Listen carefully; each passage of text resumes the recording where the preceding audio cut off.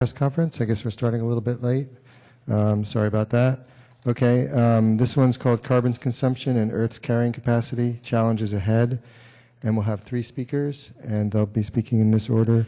Jennifer Harden, she's Project Chief, United States Geological Survey Soil Carbon Research at Menlo Park, California.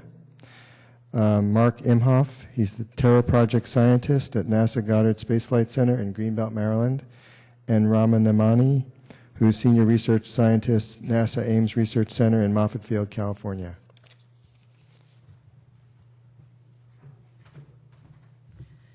Hello. First of all, I want to thank you for this opportunity. A lot of us research scientists think of ourselves as not seeing the forest from the trees, and we're certain we do, and then we talk to the press and we lose all confidence that we're capable of that. And we really, really appreciate the opportunity for a good dialogue in which we can have discourse about what our message is and what the implications might be. This talk is part of a session called Earth Science Stewardship. It's in collaboration with Ecological Society of America, and tomorrow we have a panel discussion that begins at 9 o'clock. The information's available at the back table. And the three conveners of this session, and I am one of them, aspire to get the scientists here at AGU engaged more at the global scale and to address the complexities involved and required to consider global scale problems. And stewardship alludes to the talk today on sustainability, but we also have talks on what are the thresholds of climate interaction with the Earth system surface. We're going to have a talk about why the Holocene has been such a stable climatic period with all the changes in the anthropogenic forcings. We have talks on the sustainability of our water systems. And I think it's a great session, but my point really is that we have a panel discussion for 15 minutes where all the speakers will be up in the front, and we really welcome you to listen to the engagement of the speakers as they talk about this tough issue. And of course, we welcome your questions then. And so with that.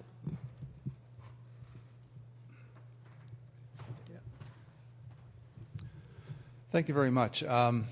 It's really a pleasure to be here and to present some results of some research that was really started a few years ago, almost a decade really, where scientists were interested in being able to look at problems of sustainability from a planetary scale. And this is important because in order to be able to understand what sustainability issues are going to present to us in terms of future requirements, we need to be able to close the system. In other words, we need to be able to know where everything comes from and where it goes. And so this planetary scale is really important. And what I'm going to talk about today is some work that we started a number of years ago and then have recently updated with my researchers at Goddard Space Flight Center and Ames Research Center to look at basically how much of Earth's plant life human beings need on an annual basis versus the rate at which the land biosphere can produce it. And so this is an interesting concept, especially to use satellites, because we can observe the entire Earth's land surface. And this revolving film clip here is actually generated from real data. So you're looking at the clouds have been scrubbed out, obviously, but you're looking at the amount of vegetation or the amount of chlorophyll present on the land surface during the day. And then as you come around to the nighttime view, you're seeing the human footprint in terms of urban lighting. And so I think these images really tell us very dramatically that we do need to look at what kind of an impact the human consumption rates have on the ability of the biosphere to generate them. So what are the key findings for this research that we're going to talk about today is that based on past analyses, we found that if you look at the amount of human plant life, photosynthetic plant life that humans require on an annual basis, in 1995 it was about 20% of everything that could be generated on the land surface. In 2005 now, we've come to understand that that's 25%. So we're showing a fairly large increase over a short period of time. The measurement of this trend, we're also seeing in the way the models work, that on the demand side, we're seeing two really important factors driving the increase in the amount of NPP that's being used by humans. One is the population growth, but the other is the per person or per capita consumption rate. And I will show how both are increasing. We then look at a projection to sort of a future world where both consumption and population increase to projected levels in 2050. And we're looking at an issue at a planet where humans may require 55 or more % of all of the NPP that can be generated on land on an annual basis. Okay, so these trends have implications, and they have implications for food security, and especially regionally. I'll show how the regional comparisons vary. It's going to probably require some very stringent land management, potentially at a planetary scale, some coordination for transportation infrastructures for food security. And also that the satellite approach, I think, is a very powerful one because it does allow us to give a wall-to-wall assessment of the input or the supply of net primary production on land. Okay, why NPP? I think this is an important concept. NPP stands for net primary production. And what that really is it's the amount of plant material that is created by photosynthesis that remains after respiration.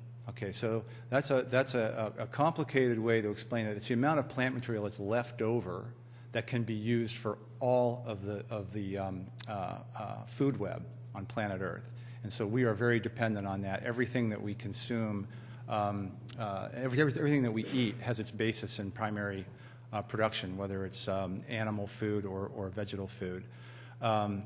And this can be measured in terms of carbon.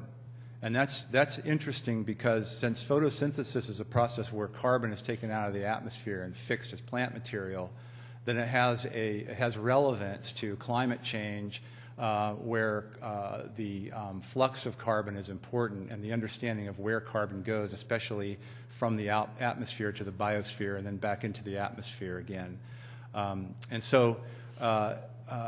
Lastly, NPP strongly drives the need for net primary production, the need for plant material and plant products, strongly drives land use and land cover. That has big implications, I think, in terms of land management and land cover change. And probably not most important, I think, will be trading off the development of land for agriculture and to be able to produce products of photosynthesis versus conservation and the preservation of biodiversity. Okay, so we have some definitions to make it easy. Even though these are not classic supply and demand terms that you would see in economics, it is very much like supply and demand, where we're looking at NPP as the annual amount of vegetation produced on land. So this is a planetary analysis generated by satellite. The NPP demand is the amount of NPP or plant material required on the landscape itself to generate all the food and fiber and biofuels reported in the UN Food and Agriculture database. Okay.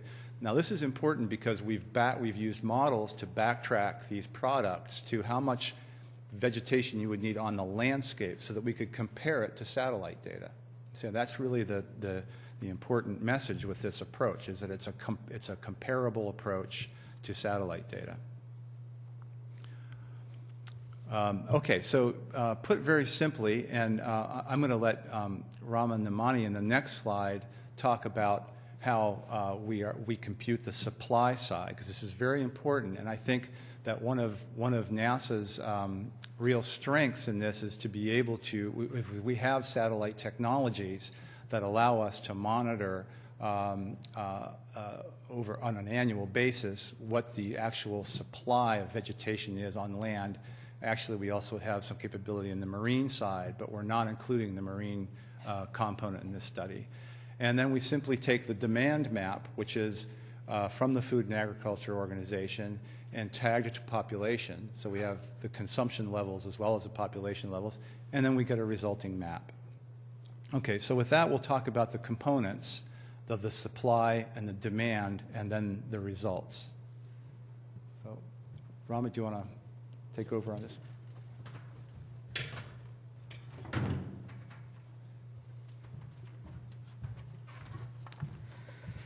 Yeah, as Mark indicated, net primary production is the plant tissue that is the result of photosynthesis, which makes up the roots, the leaves, and then the stems. And as you can imagine, it's not that easy to measure. So what happens in reality is we find surrogates to estimate NPP. For example, scientists use diameter and height, changes in diameter and height to look at how forest NPP has changed over time, and look at crop yields, for example, to see how net primary production in croplands has changed. So these are some of the indirect methods. And one of the indirect methods is to look at how much light plants absorb. It seems to be a key indicator of NPP. Under optimal conditions of temperature and water, the amount of light that is absorbed is proportional to NPP. So this is where the satellites come in. The amount of light that is absorbed by plants is proportional to the amount of light that is reflected off of the plant. And the satellites really measure the light that is reflected off of the plants. So in a sequential manner, first you're looking at the amount of light that is reflected. We get it from the satellites, and then from there we calculate the amount of light that is absorbed. And then you factor in optimum conditions of temperature and water, and you end up with the amount of net primary production that is happening on the landscape. Okay, so that's how the satellites come into play. We have been doing this since 1981, when we have started collecting the data using a simple model called CASA. So we have these observations from 1981, now nearly 30 years of data. What is unique about these data sets is that we apply exactly the same method all over the planet. So unlike the other statistics where each country may use a slightly different method, here we're using one single technique, year after year, all over the planet. Okay. So this is how it looks, when we do the calculations of NPP. As you can see, there is a large variations, geographically.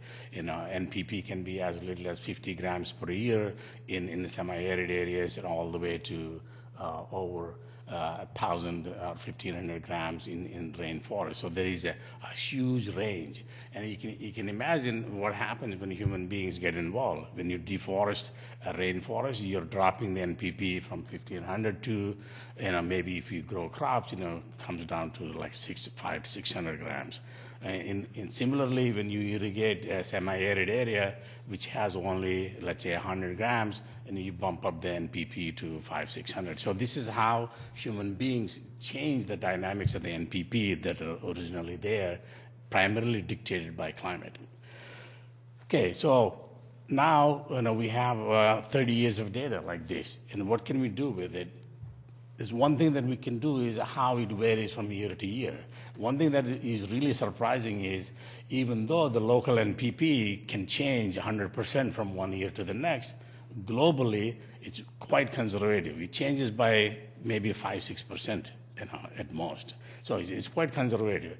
But what is important for these human appropriations is obviously the local NPP, not the global NPP. So the two things that we have studied using the 30 years of data, how does it vary interannually? What are the forcings? For example, El Nino is a primary driver for changes in NPP on an interannual timescales. And you have other events like the heat wave in Europe in 2003, or the Easter freeze, or the Eastern Seaboard in 2007. So those, and then temporary droughts like in the Amazon. So they do impact drought, but the systems kind of come back up very quickly. But with the 30-year data, we're also observing that there are decadal changes also in the NPP. For example, in the 1980s, you have the high latitudes of the boreal forests have gained significantly because of the warmer temperatures. And in the 90s, you have Sahel, that where rainfall recovered from a drought-like conditions in the 1980s, and changes in cloud cover over Amazon really boosted the NPP over the Amazon forest. So, but they all happen on a decadal timescale. And in the more recently, in the last 10 years, we have multiple years of drought in Australia that significantly impacted the NPP there. But overall, the good news is that we don't really see any particular area on the planet that has shown consistent decline in NPP. So that's the good news. So a lot of the changes that Mark is talking about are primarily driven by population changes and changes in the lifestyle and food consumption.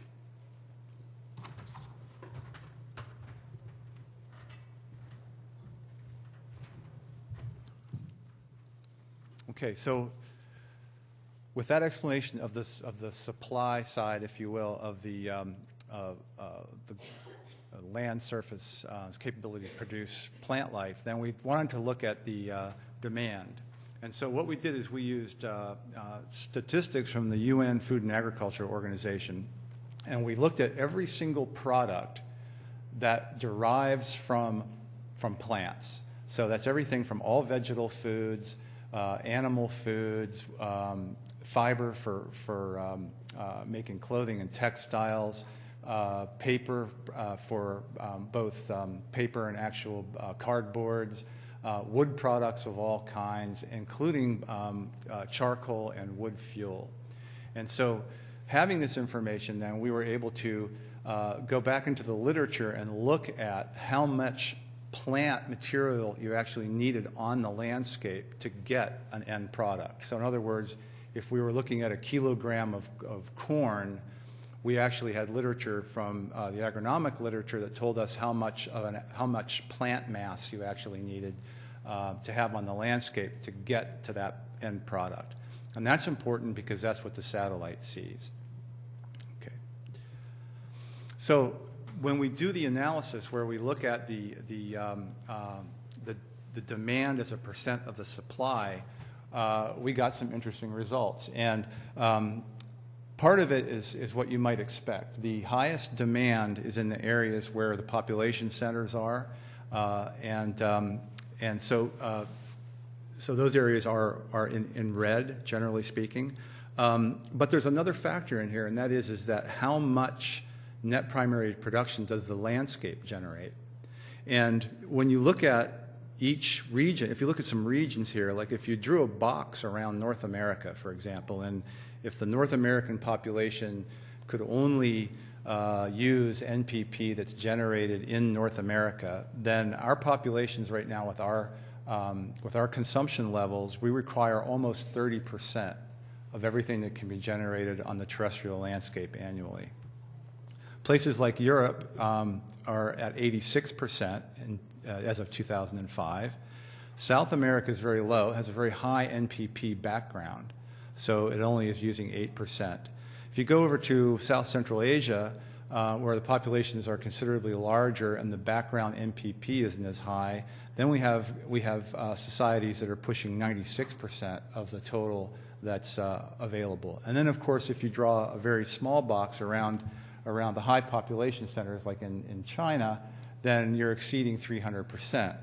So what does this actually mean is that NPP needs to be taken from the green areas and sent to the red areas, and that's essentially what's happening.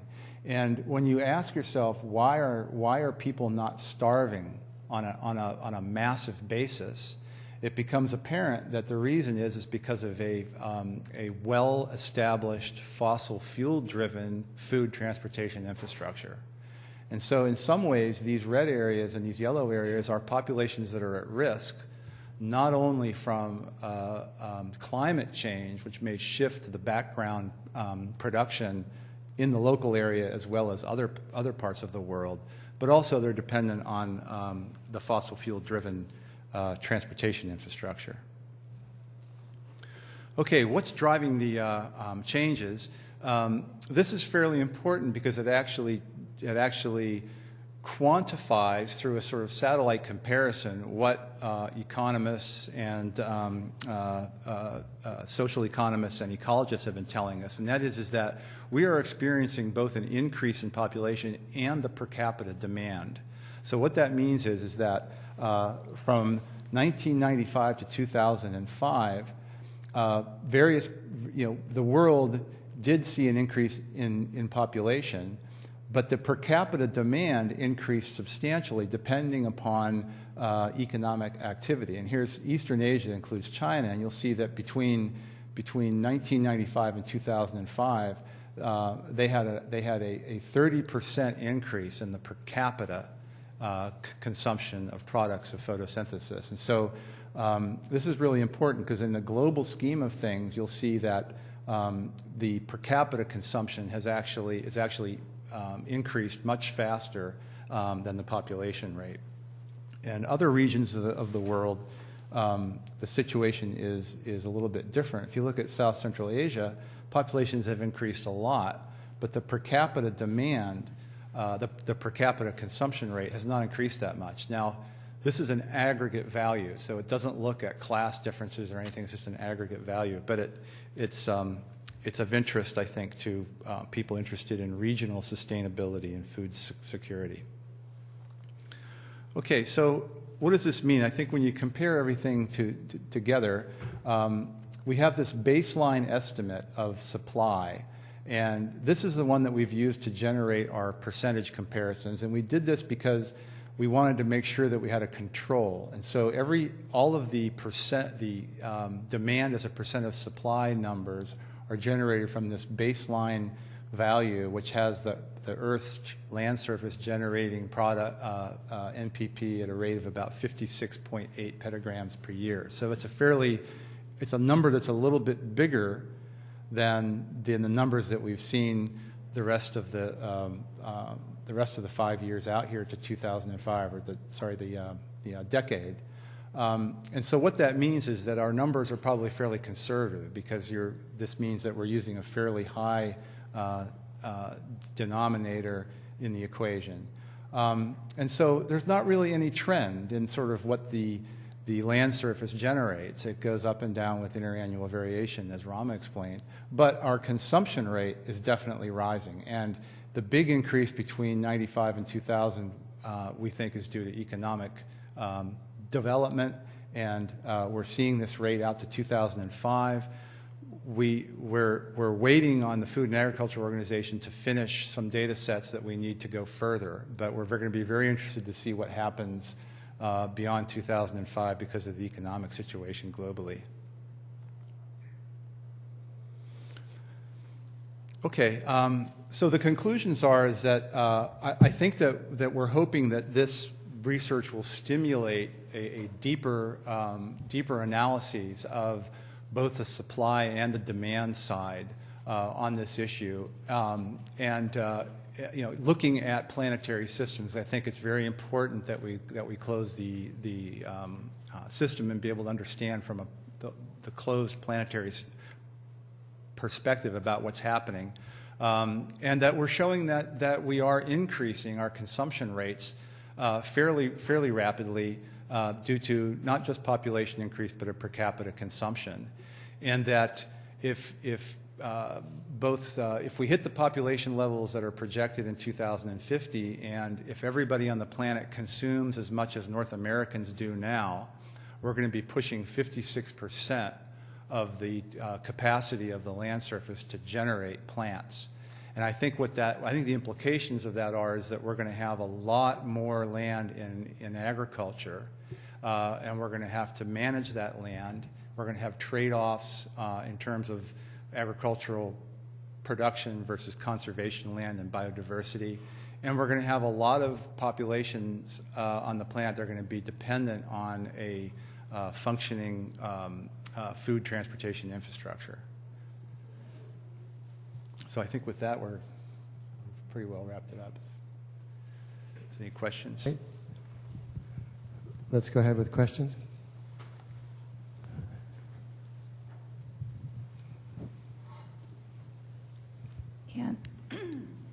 Ann Rosenthal, SF Nature. My question is, I'm not quite sure from your presentation where animal consumption fits in there. So when you're talking about the amount of photosynthetic product that is consumed by humans, are you including, for example, livestock or chickens that are consumed that, you know, in turn or previously consumed the photosynthetic product? Yes, yes. We have modules developed for the major categories of livestock foods. And we have, for example, in the case of beef, would be one example, we would have 2 different or even 3 different systems depending on how much feedlot type production is used versus grazing. But yes, all of that is estimated from the agricultural literature to get back to how much grass on the landscape that the animals would graze and how much grain, how much NPP would be required to feed them grain. And so we roughly divided the world up into 2 systems, developing and developed countries, and the developed countries were more feedlot heavy. And so we computed the amount of NPP required under those systems. And developing countries, we tended to steer more toward the grazing production type. So yes, we included all that. So for a kilogram of beef, for example, we backtrack how much plants on the landscape you would need both from grain and both from pasture. Hi, Lauren Morello from Climate Wire. You have a projection for demand out to 2050, and I know you said that you haven't seen any real trend in terms of supply in the data that you have now, but do you expect climate change to affect the total supply at some point? I think, yeah, that's a good assumption. As you warm the planet, probably there are areas that will come under water stress. And so maybe not on a planetary scale, but there will be regions that may have significant impact on NPP. Yeah, I think that you could, in some ways, you could substitute NPP with water because a very large amount of water has to be passed through the plant's physiological system in order to generate biomass. So I think water stress is going to be a really big issue with climate change. More questions from working press? Are you a reporter? No, we only have reporters ask questions. Sorry. Any other questions from reporters? Yes, hi. I just wanted to follow up on the answer you just gave concerning substituting water for NPP. I was wondering if you could elaborate on that a little bit more when it comes to food scarcity, food stress. Yes, I don't have any numbers to add to this because there's a lot of different factors in estimating the amount of water required to generate biomass, because there are several photosynthetic pathways, and so it would take some effort to divide the world up into those different pathways and estimate the amount of water. But any agricultural crop depends on, or any plant actually depends on passing a lot of water through its system as part of the photosynthetic process. And so in many parts of the world, the water required for agriculture is taken out of the ground for irrigation. And so that is used to supplement water from rainfall systems. So there's rain-fed systems and there's irrigated systems and there's systems that have both. And so if you have climate change in areas where a lot of agricultural productivity is taking place now and the rainfall falls off, then two things happen. You have less rainfall, you have less water metered out to the crop by Mother Nature during the growing season. You also have less recharge of groundwater. So those two issues are present with any evaluation of net primary production and climate and agriculture. Lord Schwarzschild, Physics Today. Perhaps this question is too inappropriately speculative, but does one imagine that in the long run, the limits of photosynthetic production would be ameliorated 100 years from now by large areas of desert that would produce artificial photosynthetic biomass, say in the Sahara or American desert? Yeah. I'm thinking of artificial photosynthesis, just somehow harnessing water and CO2 to make artificial plant matter. Well, I don't know about artificial plant matter, but I do, and Rama could probably add a lot to this, is we don't know exactly what future climate change is going to do, and it's all about trading one land cover for another. And if large areas of the boreal forest in Russia and in the Eurasian continent, for example, become available for agriculture, that will add a huge amount of potential resource, right, to the world. But then you sacrifice boreal forests, and so there's many things that are changeable. Yeah, I think probably in the short run, our best bet is improving the efficiency of our photosynthesis, because even today, the plants use only about 2% of the sunlight. I mean, that's one place that the genetics and crop breeding could help. But in the end, though, we still need water. In spite of all these improvements, without water, there is not a whole lot we can do. So if we change rainfall patterns in a significant way, I mean, obviously, we're going to change the production system dramatically. Right now, North America consumes only 29%. But imagine if NPP drops substantially here, and that means we have to rearrange the entire distribution system. So I would see those kinds of scenarios as plausible in the next 50 to 100 years. I'm Mason Inman, a freelancer. The title of the press conference had carrying capacity in it, but you didn't. This is all related to it, of course, but I wondered if you could say a little bit explicitly about the idea of carrying capacity. I mean, have these studies told you anything new about whether we're anywhere close to the planet's carrying capacity or over it?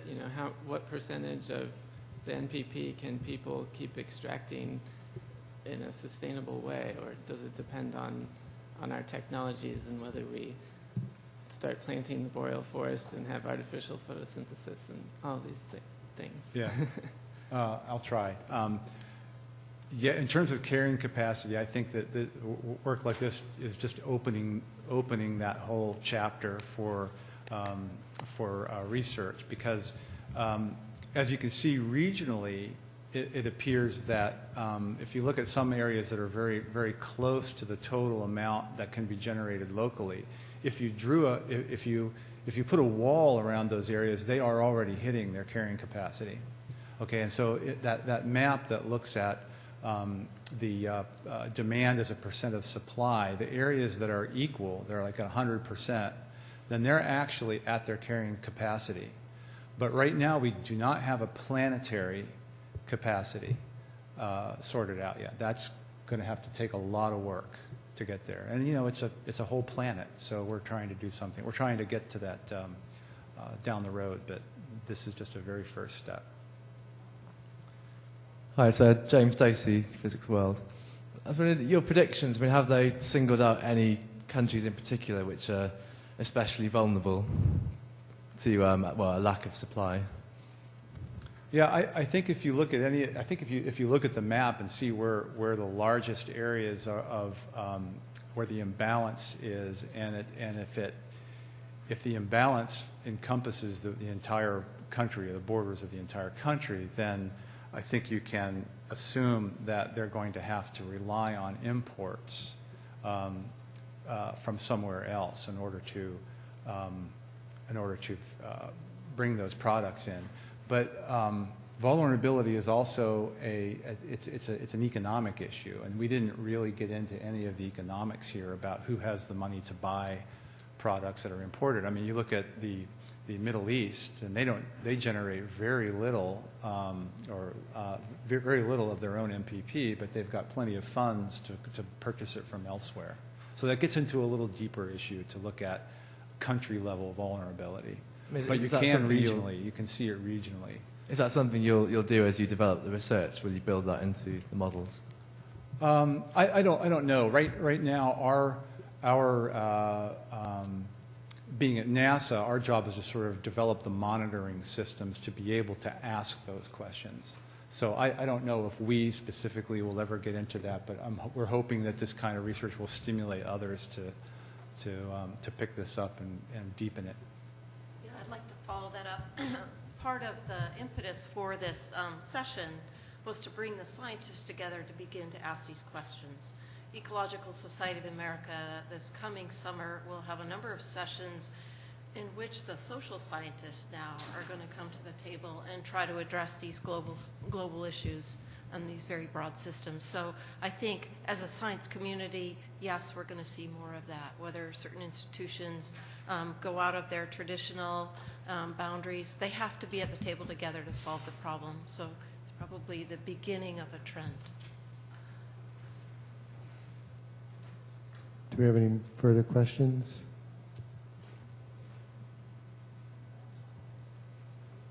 Going once?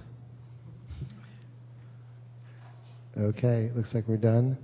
Thank you very much for coming and speaking, and thank you all for coming and covering this press conference. We will have our next ones at 1 o'clock, and it's about black carbon, I believe.